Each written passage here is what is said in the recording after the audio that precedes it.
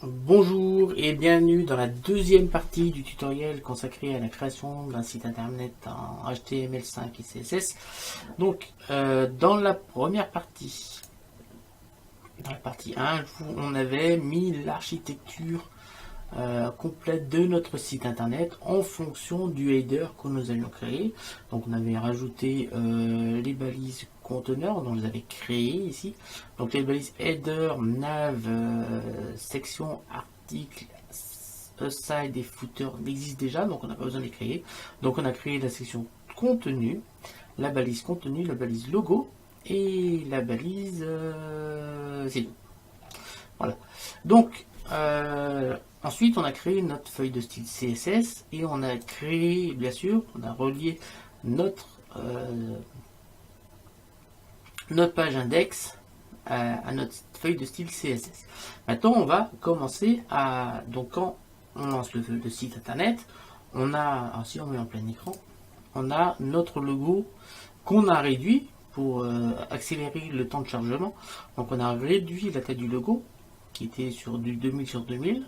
Donc on a réduit la taille pour que ça se mette dans la zone qu'on avait définie. Donc on a un petit problème ici, on a le logo qui se met complètement en haut à droite. Donc on va continuer quand même notre petit code HTML. Hop, on va remettre ça un petit peu, on va laisser comme ça. On va réduire et on va aller chercher notre petit code HTML. Donc on a notre bouton de navigation. Donc je vous ai dit quand on a fait notre navigation que pour faire les menus, ce qui est utilisé, ce sont les listes à puces. Donc on va créer une liste à puces. Donc je vous rappelle que une liste à puces, les balises c'est LI et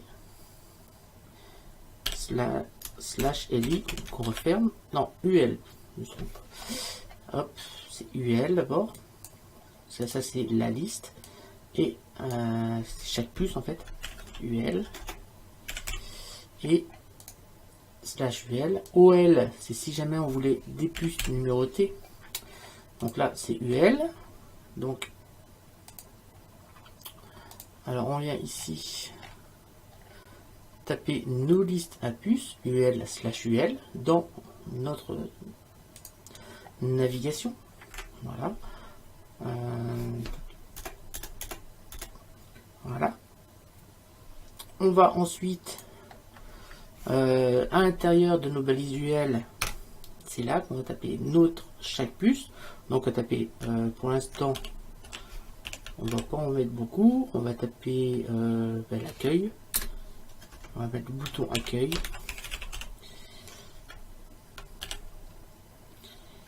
Slash LI. Le bouton news, ouais, news. Donc on referme la balise LI et le bouton contact. Contact. On va mettre un C majuscule. Contact. Slash LI. Voilà. Alors, on a nos trois listes à puces qui ont été faites. On va faire un petit CTRL S et on va aller voir sur notre site internet en actualisant ce qui se passe. On a bien notre liste à puces, mais elle n'est pas où on voudrait parce que déjà ça c'est dans le coin. Notre liste à puces ne veut pas être là, mais là. Et ce qui serait bien, c'est que ça soit pas, on n'ait plus de puces, que ce soit pas vertical, que ce soit horizontal, que ce soit plus gros et enfin que ça correspond à ça quoi. Donc c'est là que la feuille de style va intervenir. Donc dans la feuille de style, on va déjà renseigner un peu notre balise body. Donc, alors moi ce que j'ai l'habitude de faire, c'est qu'en haut, je vais mettre un slash, je vais mettre un petit commentaire, même si ça ne sert pas à grand chose. Juste pour me dire quand j'ouvre ce document, si jamais je l'ouvre par inadvertance, pour rappeler que c'est un document CSS, une feuille de style quoi. Donc un petit CTRL S Et là, je suis d'entrée, même si c'est marqué là en haut. Si j'ouvre ce document, je commence par feuille de style CSS. Là, je sais que c'est un fichier HTML. Là, je sais que c'est un fichier CSS. Voilà. Je l'ai mis en commentaire. Donc, vous voyez que les commentaires en feuille de style CSS ne s'écrivent pas comme en HTML. HTML, c'est on ouvre une balise, point d'exclamation, 2 traits, début, conteneur, 2 tirets et on ferme la balise. Ici, c'est slash, étoile ou multiplier. On tape notre commentaire et on va multiplier et slash. Voilà. Alors, on va tout de suite renseigner la balise body. Voilà. Alors, on va mettre 2-3 tabulations et on va, pour l'instant, on va laisser la balise body comme ça. On va l'ouvrir et fermer les accolades. Pour l'instant, on met rien dedans. On va s'occuper de la balise conteneur. Donc, la balise conteneur. Conteneur. Ce qui serait bien, en tout cas, pour la balise conteneur, un truc qui serait pas mal quand même, c'est... attendez, hop. J'ouvre et je ferme. Un truc qui serait pas mal, c'est qu'on fasse...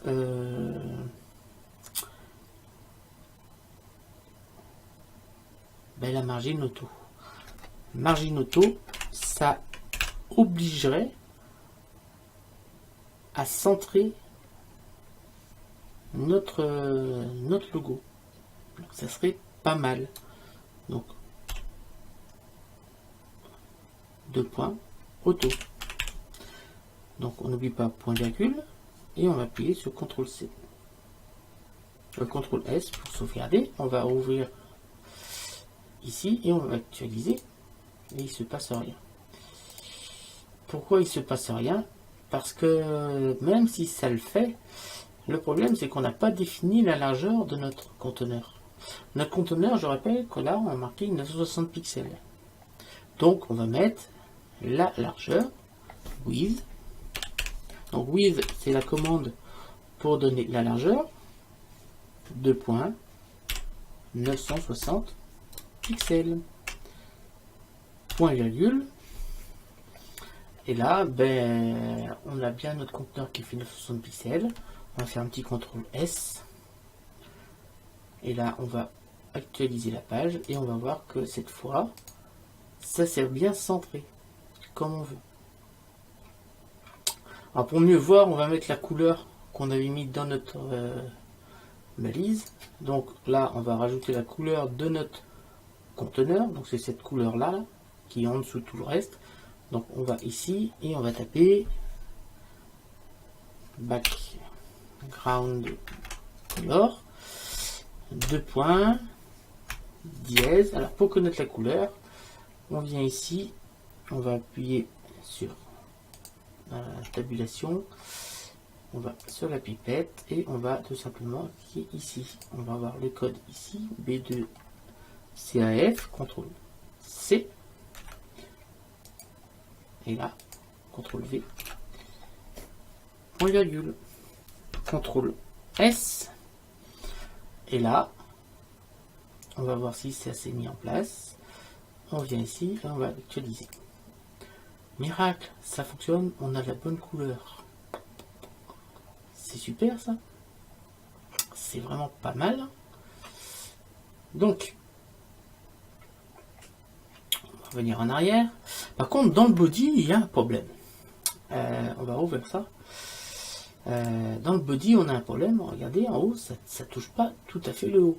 On a une petite bordure. Alors, je vous avais dit que si on ne spécifie pas quelque chose sur les margines et les paddings, d'entrée, les codes HTML spécifient eux-mêmes des bordures. Ils spécifient eux-mêmes des bordures. Donc, on va l'enlever ça. Donc on va dans notre code CSS et sur la ligne body, on va taper un margin 0. Donc en tapant margin sans spécifier bottom,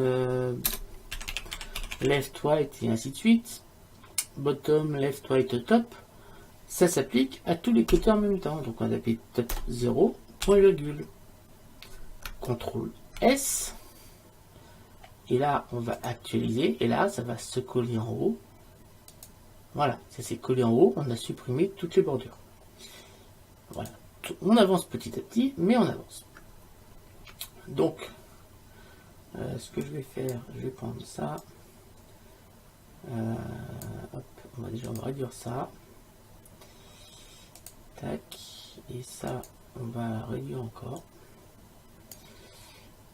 Ça, on va le mettre dessous pour l'instant. De toute façon, je remettrai comme il faut.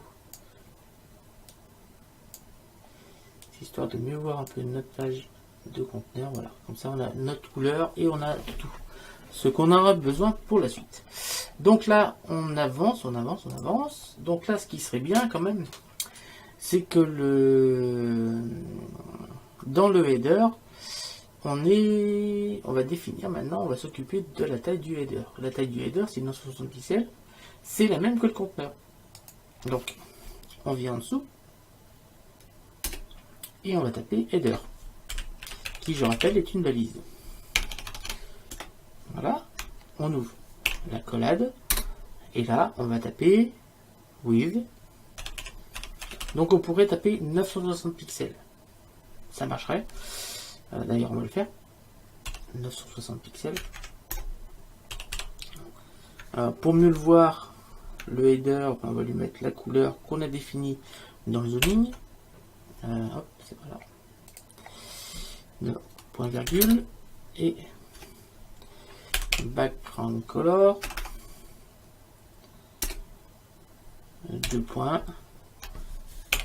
Dièse. Et là, on va aller chercher la couleur du header, qui est celle-ci. Donc, hop, on vient chercher cette couleur-là, qui est cette CA5FF. CTRL C. Annuler. Et là, CTRL V. Point virgule. Accolade. CTRL S.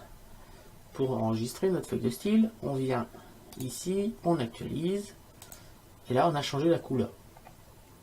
Tout simplement.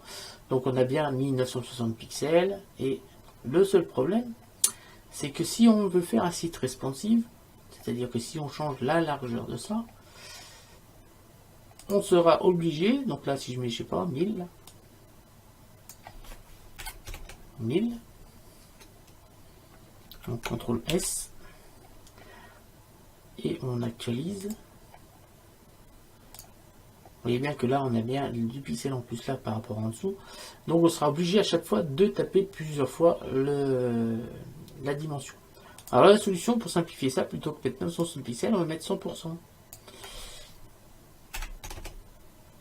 C'est 100% de la zone dans laquelle est incorporé le header. Donc, le header est dans le conteneur. Le conteneur fait tant de pixels. En mettant 100% du width, eh ben, la largeur du header sera celle du conteneur. On va s'assurer quand même. CTRL S. Je ne vais pas changer la valeur qui est là. Voilà. CTRL S. On actualise. Et là, on voit bien que c'est mis à 100%. Donc là, ça fait maintenant 1000 pixels. On va remettre 960 parce que ça va correspondre à notre zoning. Donc 960. CTRL S. On va réactualiser.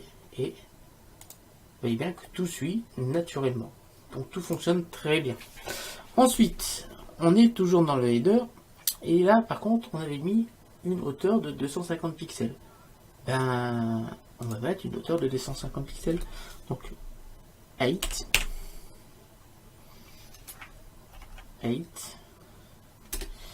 2.250 pixels. Point virgule. Donc, CTRL S. Voilà. Et là, on va chercher ici. On actualise. Et là, on a bien diminué de 250 pixels. On va continuer un petit peu comme ça. Ce qui serait bien quand même, c'est que le logo, eh ben, ce qui serait bien, c'est que le logo se trouve au milieu.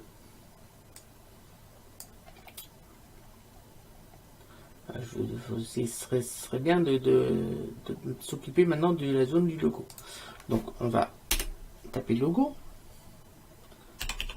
Mais le logo, si on retourne dans l'index.html, c'est pas une balise comme header. C'est un ID. Donc je rappelle que les ID, c'est avec un dièse pour les rappeler. Voilà. On vient ici. On tape tabulation. On vient ici.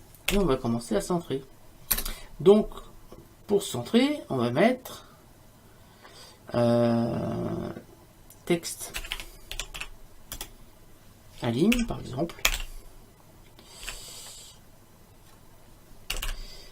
Texte align, deux points, center. Point virgule, on ferme l'accolade, CTRL S. Et là, on va ici, on va actualiser et ça serait bien centré au niveau. Mais ce qui serait bien, c'est que ça centré au niveau de tout ça. Alors, le problème, c'est que ça, c'est centré, puis ça, c'est en dessous. Mais c'est centré que dans ce sens-là, ça c'est pas centré verticalement. Donc déjà, on va essayer de centrer verticalement. Donc pour centrer verticalement, on va pouvoir se servir du padding. Je rappelle que le margin, c'est les marges extérieures, et le padding, c'est les marges intérieures. Donc comme on doit rester dans le header, on va faire une marge intérieure. Une marge intérieure verticalement. Donc avant, on va déjà définir la dimension de notre logo, qu'on connaît. 300 pixels sur 75. Donc on va mettre un width deux points de 300 pixels. Voilà. Point virgule et 8. Deux points de 175 pixels.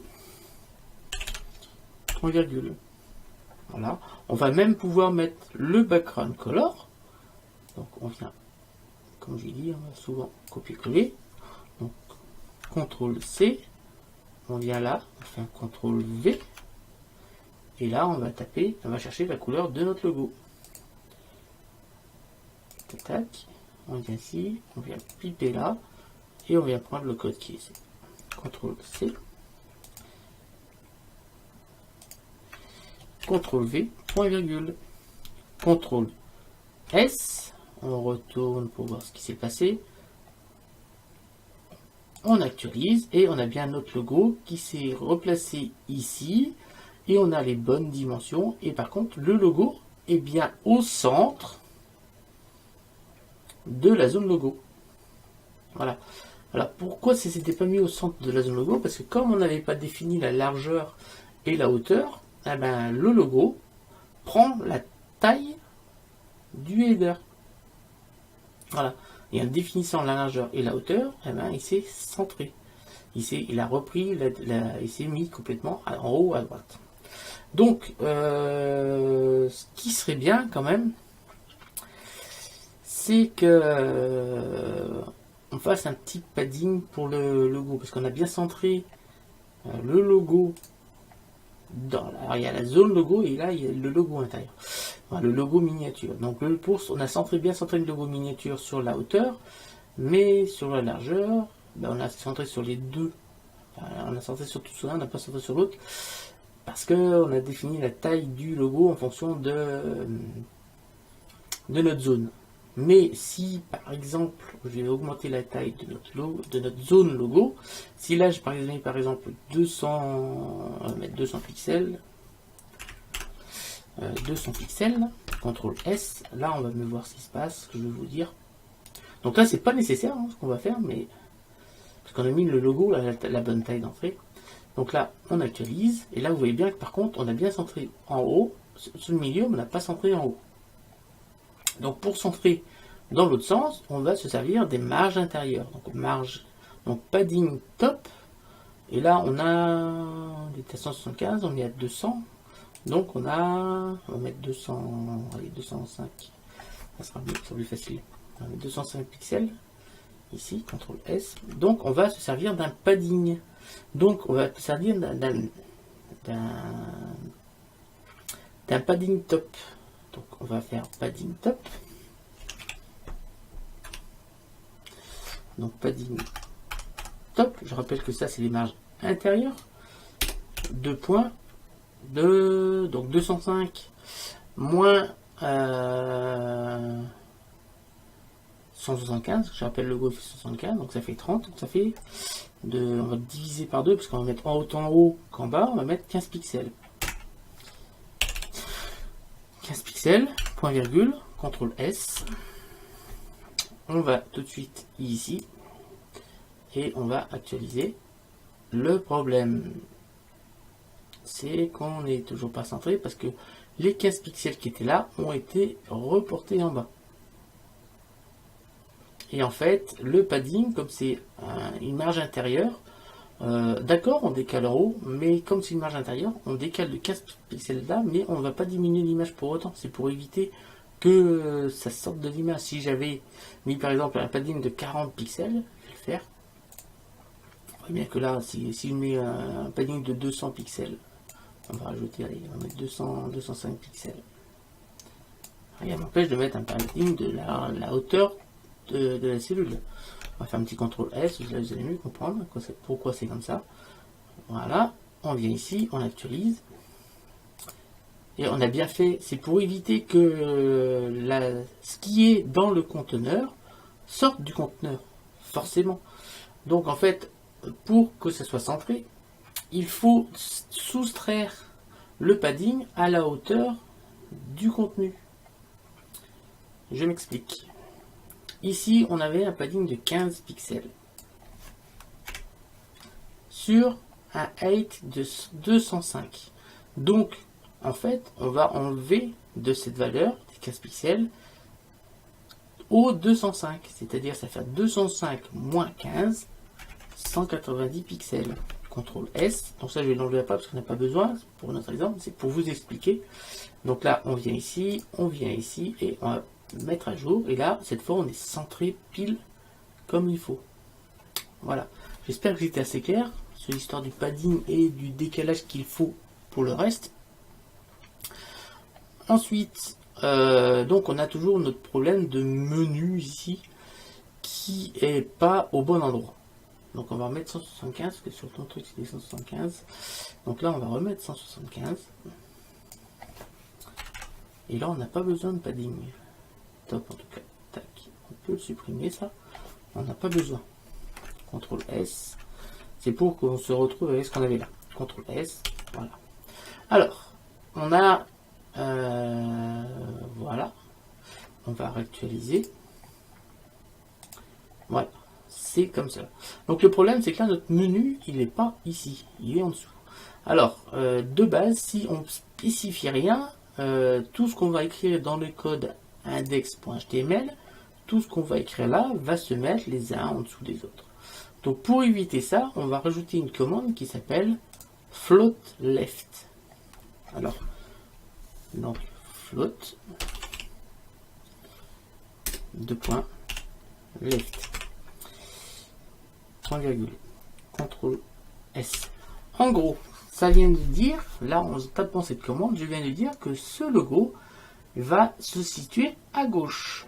Donc s'il se situe à gauche dans la zone header, ça sous-entend que ce qui viendra après se mettra à droite de cette zone-là.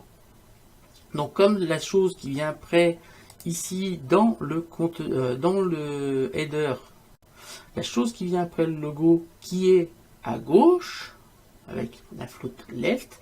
Donc la chose qui est après le logo, c'est nav. Donc nav va se trouver à droite du logo.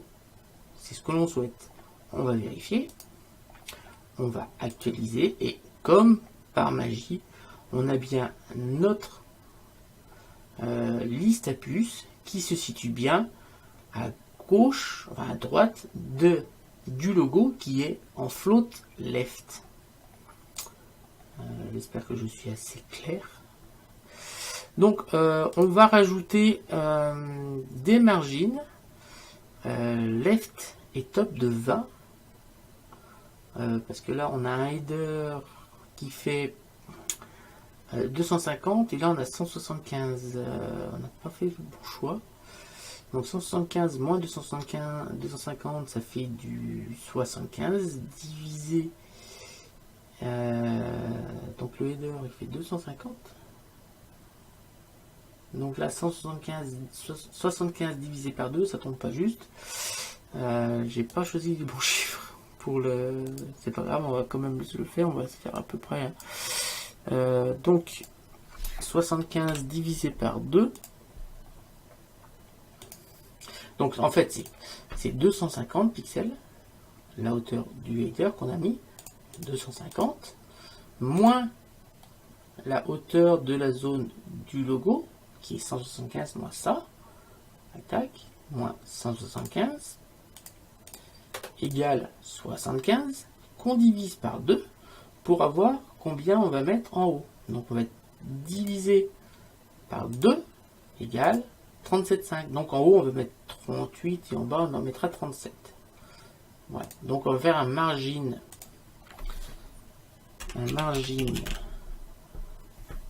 top de 38 pixels, point virgule. On va faire un petit contrôle S, on va s'assurer ce que ça donne. Donc on va actualiser et là on est bon, on a mis un margin de 38.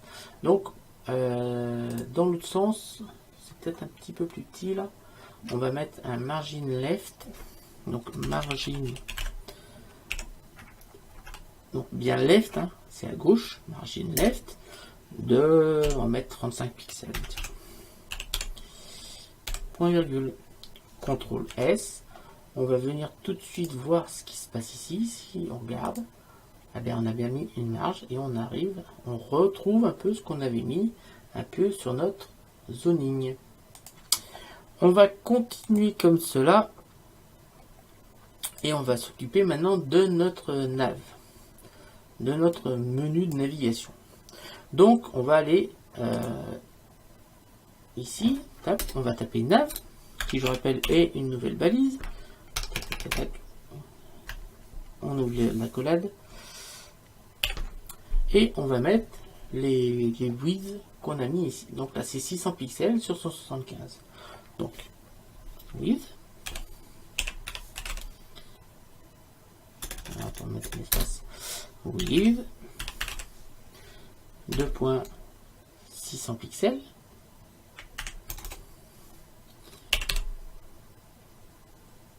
Point virgule 8 2.175 pixels. Point virgule la couleur du background. Donc là on va venir ça. CTRL C. CTRL V. Donc là la couleur c'est du. On vient double cliquer là. On vient piper. CTRL C.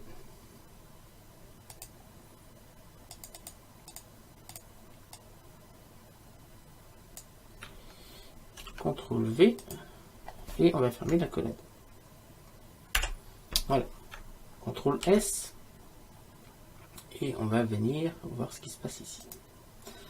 On actualise et ben, il se passe rien. J'ai dû faire une erreur quelque part. Ah oui, si j'ai mis une Navy, c'est pas la Navy. Là, hop, on actualise. Et on actualise, cette fois on a bien notre nav qui est ici. Hop, on va revenir en arrière. Donc là, pour remettre ça à l'endroit, déjà on va mettre un float left aussi ici. 2.1 left, point virgule, CTRL S. Et là tout de suite ça va s'aligner horizontalement avec notre logo. Voilà, on s'est bien aligné avec le logo. Donc on a mis un margin top de 38. Donc on va faire pareil, on va mettre un margin top de 38. Donc margin top de 38. Tac, tac, tac. Donc CTRL C, on vient là, CTRL V, CTRL S, on vient là et on va actualiser.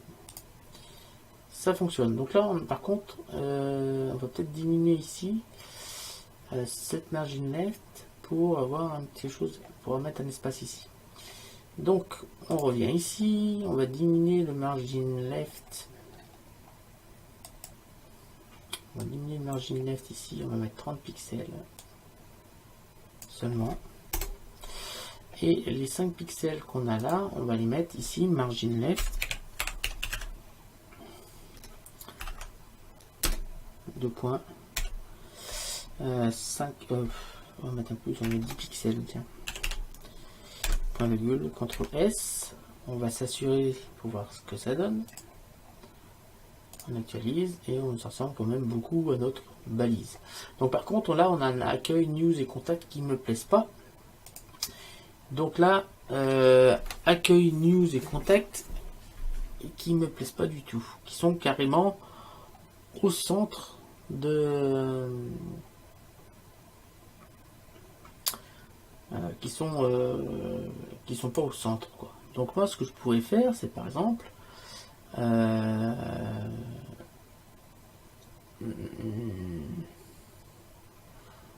on va s'occuper d'une balise menu. Donc on va laisser un petit commentaire pour dire qu'ici c'est le menu. Voilà. Donc le menu c'est UL. Pas ultra condensé, UL.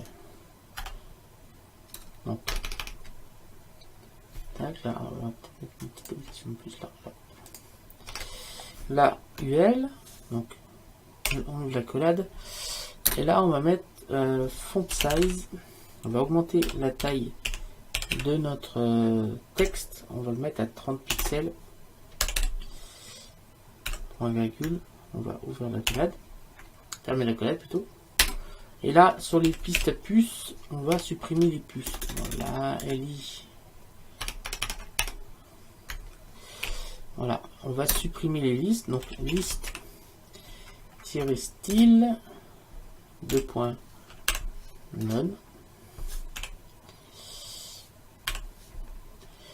Voilà, point virgule. Donc, on va s'assurer pour voir ce qui s'est passé là. Hop, on va fermer la collade. CTRL S. On revient ici et on va voir ce qui se passe. Donc déjà, on a supprimé les puces et on a augmenté la taille de notre texte. Voilà. On va revenir ici. Donc, ce qui serait bien quand même, c'est que on mette les uns après les autres. Donc, j'ai dit que quand on fait un floating left, un float left, on met ça horizontal. Donc, float de point left. En fait, ce qu'il faut vous mettre en tête, en mettant cette commande, on va, au lieu de le mettre verticalement, on va le mettre horizontalement. Donc, CTRL S.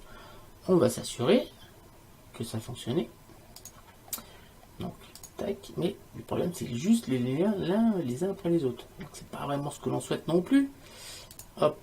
Donc, on va mettre une petite marge ici. Donc, margin. Cette fois, on va faire une margin en white. Ça veut dire, en gros, ici, on va revenir ici. Ici, en fait, on a l'accueil. On va faire une marge de, je sais pas, 40 pixels. Ensuite, une news qui va s'afficher. Ensuite, on fera une nouvelle marge de 40 pixels. Et ensuite, il y a contact qui va s'écrire. Donc, margin -white, le point 40 pixels, point virgule. CTRL S. On va voir si ça fonctionne. Tac. On actualise. Attendez, j'ai un petit problème. Margin, hop, c'est tiré. CTRL S. On actualise et ça fonctionne. Donc, ce qui serait bien aussi, un truc qui serait pas mal, c'est comme ici, on fasse un margin auto sur le nav. C'est-à-dire que là, si je mets margin 2 points auto, point virgule, CTRL S, qu'est-ce qui se passe à votre avis?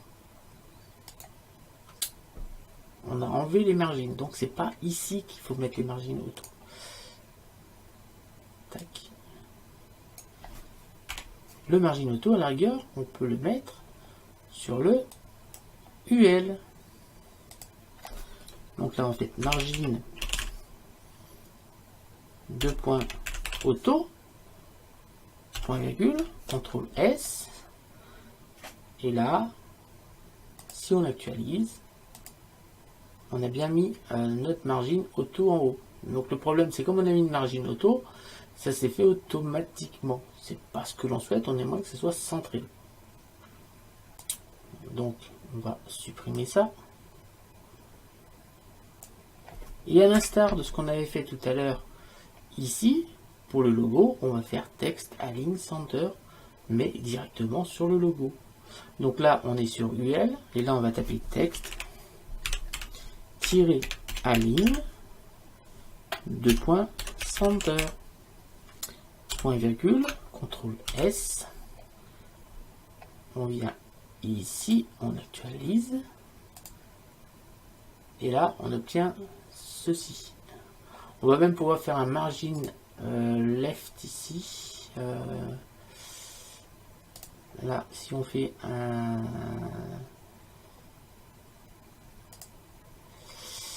je réfléchis. On va faire un margin left.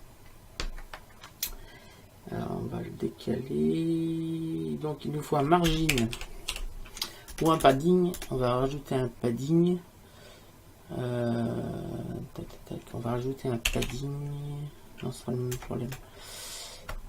Ici, on va faire un margin left sur toute la liste. Donc là, on fait un margin tirer left, 2 points de 60 pixels, 2 points, point virgule, CTRL S. Et là, grâce à ça, on a bien décalé comme on le souhaitait. On va maintenant décaler verticalement. Donc là, c'est un margin top, margin tiré top, 2 points, on va mettre 100 pixels pour voir. Hein. Point virgule, CTRL S, je pense qu'on sera pas loin de la vérité. Ah si, on est très loin, on va plutôt mettre 50. 50 pixels. Donc CTRL S.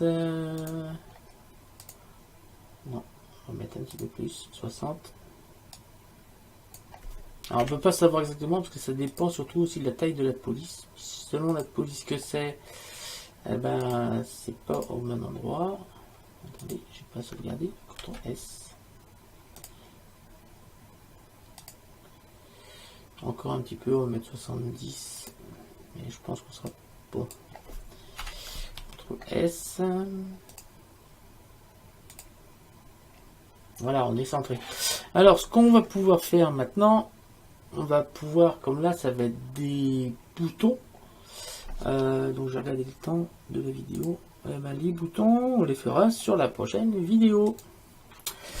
Donc, vous voyez qu'on va en train de ressembler, de faire ressembler quand même ceci. Alors, l'objectif, hein, c'est que... Attendez, on va ouvrir... C'est ici, tuto site internet, et là on double-clique ici, ça va l'ouvrir ici. Voilà, alors l'objectif, hein, c'est bien sûr de faire ressembler ceci à cela. Donc c'est bien ce qu'on est en train de faire. On a bien créé notre zone ici, avec les bonnes couleurs, exactement comme on avait fait. On a fait bien 960 pixels. Ici on a bien notre logo qu'on a mis dedans. On a mis les boutons accueil, news et contact. Et dans le prochain tutoriel, on va bien sûr transformer ces mots, parce que pour l'instant ce ne sont que des mots, on ne peut pas cliquer dessus, en boutons. Donc pour ça, il faudra bien sûr remettre des liens ici au niveau, ici on va remettre des liens ici au niveau des boutons accueil, news et contact. Je vous remercie de m'avoir suivi dans cette deuxième partie de la création de votre premier site internet en code HTML et CSS.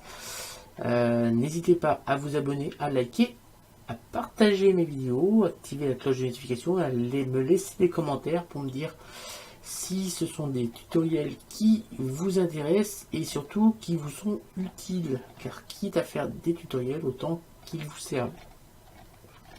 Donc, je vous remercie de m'avoir suivi, je vous dis rendez-vous très bientôt et salut à tous.